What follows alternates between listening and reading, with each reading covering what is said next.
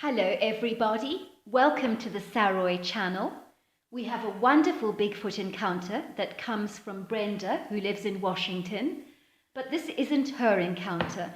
In fact, it's an encounter that her friend had, and her friend was called Alison. So let's get started with the encounter.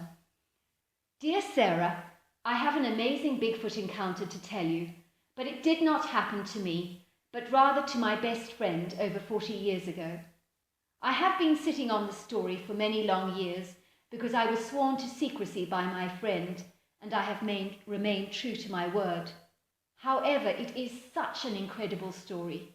I really do believe it needs to be told, but I do ask you to keep my true identity concealed.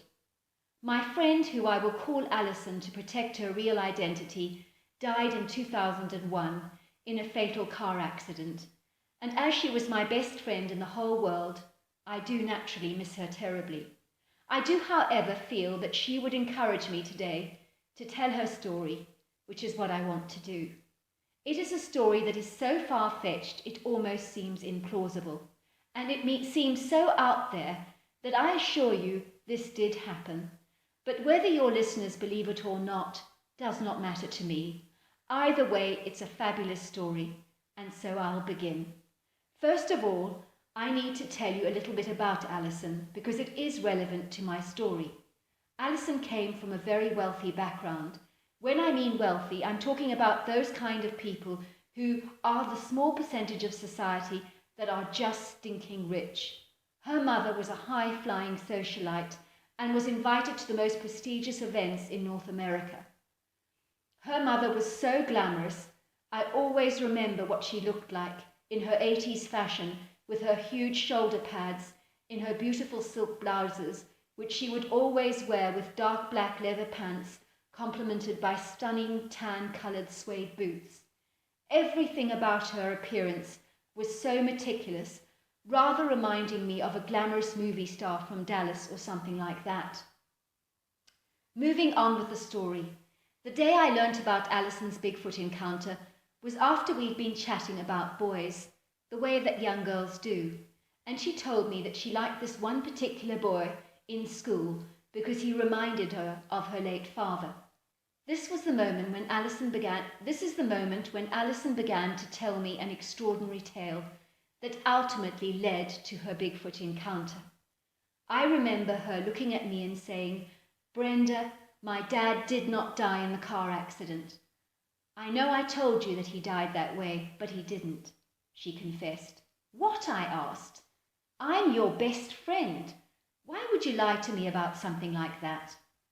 "It's complicated, very complicated. Even Mother never talks about him anymore, you know." "Did she love him?" I asked. "No," she said with a tone of absolute disgust in her voice that I never forgot. "My mother has only ever been interested in herself. How she looks, how much she weighs on the scale, all her rich and important friends, and don't forget all the money in the bank. Oh, she loves that a lot." "You think she married your dad for money?" I asked in disgust. "Of course." "Poor dad," she said. "He could have done so much better for himself. He could have married someone who loved him for himself and not his money. He was just so seduced by her fake, pathetic beauty and her manipulative tactics." "Oh dear," I said. "If your dad did not die in the car accident, then what happened?" I asked. I paused for a moment and reflected. "Oh no, you're not going to tell me that your mum had something to do with your father's death, are you?" "No, it's not like that, silly. I was with him when he died," she said. "Do you know I was only 8 years old at the time? I was so young." "What happened?" I asked. "My dad was killed in a plane wreck," she said. "He had his own small plane, and he would fly over the wilderness of North America, you know, the uncharted territory that no one has ever been exploring, the places where humans have never been." "Why would he do that?" I asked. "In search of the woolly mammoth, would you believe?" "What? Was he crazy? The woolly mammoth had been extinct for thousands of years." I know. But he did not think so, said Alison. He believed that there were species of animals listed as extinct that were possibly still alive in parts of North America and the rest of the world. You see, I do not know the story, but there was a man, she continued, called Admirable Byrd, and I think it was during the Second World War, and he had to fly on these missions over Antarctica, and apparently on one of these flying expeditions, he really did see a woolly mammoth. It's a true story, she said, and you can research it if you don't believe me. Now you are kidding. No, I'm not, she promised me. I'm not kidding at all. So that's why your father flew on all those missions. He believed that the woolly mammoth could exist in the wilderness of North America because one was spotted in Antarctica. Is that what you are telling me? That's right, she said. You got it in a nutshell. He also wanted to search for other species that might be considered extinct today. Well, I said, maybe he was onto something there. Who knows? I mean, I doubt the woolly mammoth is literally strolling around the wilds of America. But who knows? Weirder things have happened, I suppose. Well, poor Dad. He never got to find his woolly mammoth, sighed Alison. It was his biggest dream, you know. What did your mother think? I asked curiously. I had visions of Alison's glamorous movie star-like mum on a tiny plane searching for woolly mammoths. I couldn't see it somehow. Alison laughed at my expression. My mother, she said. She thought my dad was stark raving mad. She was so embarrassed by his desire to search for the woolly mammoth. She never told anyone about it. She was so ashamed. So you were in a plane when your dad crashed? What happened? I mean, you were tiny. You were only 8. You're not going to believe me if I told you, she said, looking bashful. Try me, I said. You've never been a liar. Well, you will change your mind about that when I tell you this story because it's almost impossible to believe. Go on, I encouraged. I'm listening. When the plane crashed, we were flying over the North American wilderness, but I'm not quite sure whereabouts. Remember, I was very young. I remember my dad said something. What I remember about the crash was suddenly he said, "What the heck?" And then the whole plane started to spin out of control and it was spinning upside down. You remember that? I asked in horror. Oh, I remember it all, she said. It was horrible and scary. What happened next? I urged her to continue. Well, the plane landed upside down on the forest canopy.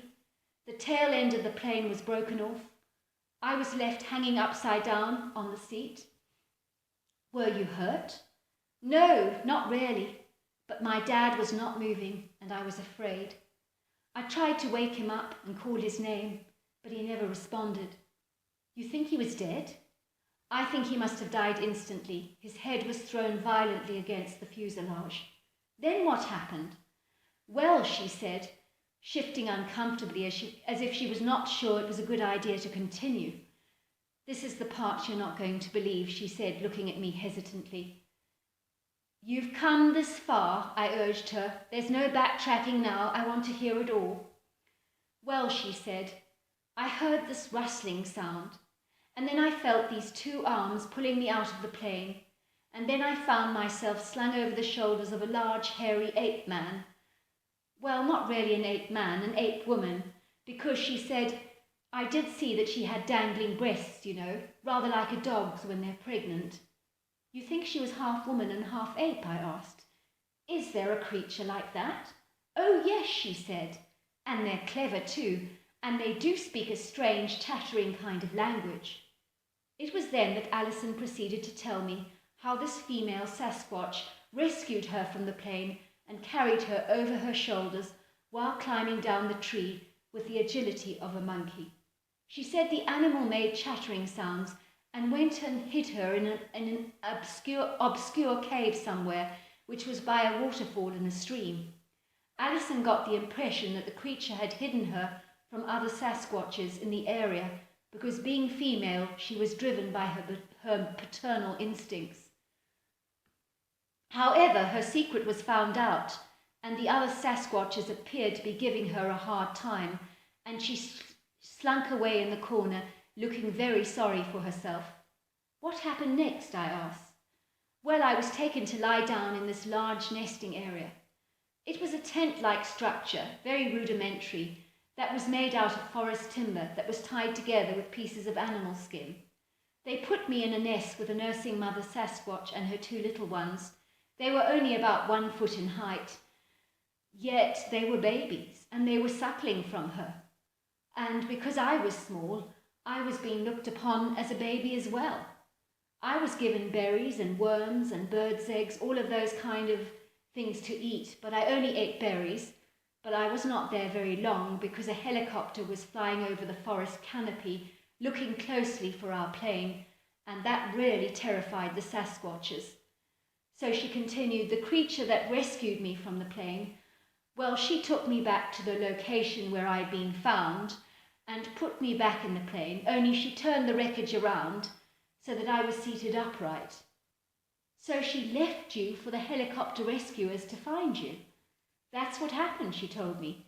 The Sasquatches hid behind trees, and they're good at blending in with them.